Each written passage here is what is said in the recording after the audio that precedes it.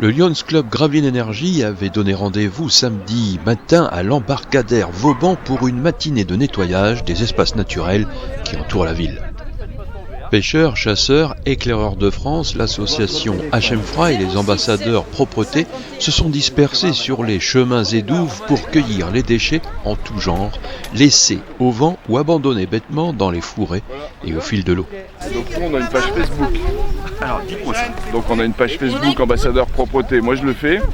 Tout le monde peut s'inscrire. Donc on fournit les sacs éco-balades, les pinces et tout le matériel nécessaire au nettoyage. Voilà. Et on organise un nettoyage quand on veut et où on veut. Du coup, ça peut être près de chez soi, dans son quartier, mais ce matin, nos ramasseurs de déchets répondent à l'appel de l'opération Hauts-de-France propre du Conseil régional. Et ça va très vite. En moins d'un quart d'heure, les sacs se remplissent de grands classiques, canettes en métal et en verre, emballages plastiques et mégots. Il y a une diminution du nombre de déchets qu'on arrive à collecter. Il reste quelques endroits où c'est irréductible, mais d'une manière générale, c'est en diminution.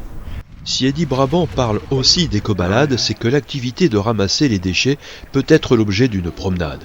Le site entourant la ville de Gravelines offre quelques vrais plaisirs visuels comme des panoramas, des endroits bucoliques et même des rencontres insolites comme avec ce bourdon probablement complètement saoul du nectar des fleurs qui accompagne les promeneurs.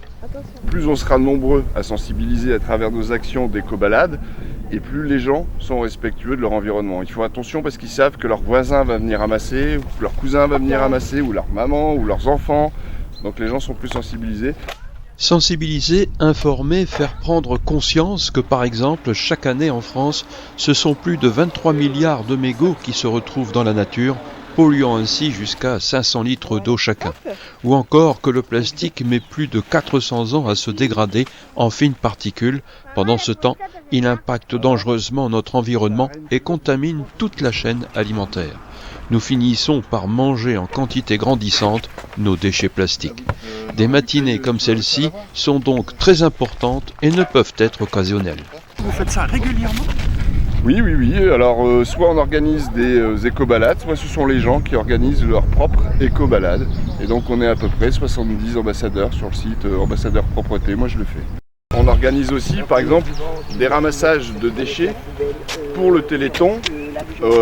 Et donc, les tonnages de déchets sont rachetés, l'équivalent, et versés par des entreprises au profit du Téléthon.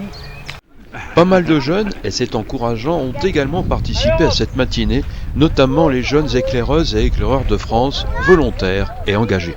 On est venu ici pour pouvoir ramasser les déchets, pour pouvoir éviter que ceux qui jettent leurs mégots par terre polluent la planète, car on pense à la nature, qu'on est scout et que on va tout faire pour éviter que tout le pire arrive.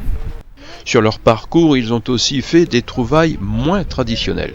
Ce qu'on a trouvé, c'était plus des caleçons, des pulls, des casquettes, des ballons, une trottinette, un tapis. Donc c'est vraiment des objets insolites. Robin, il avait trouvé la trottinette dans un ravin près du skatepark. Et la roue, elle est cassée derrière.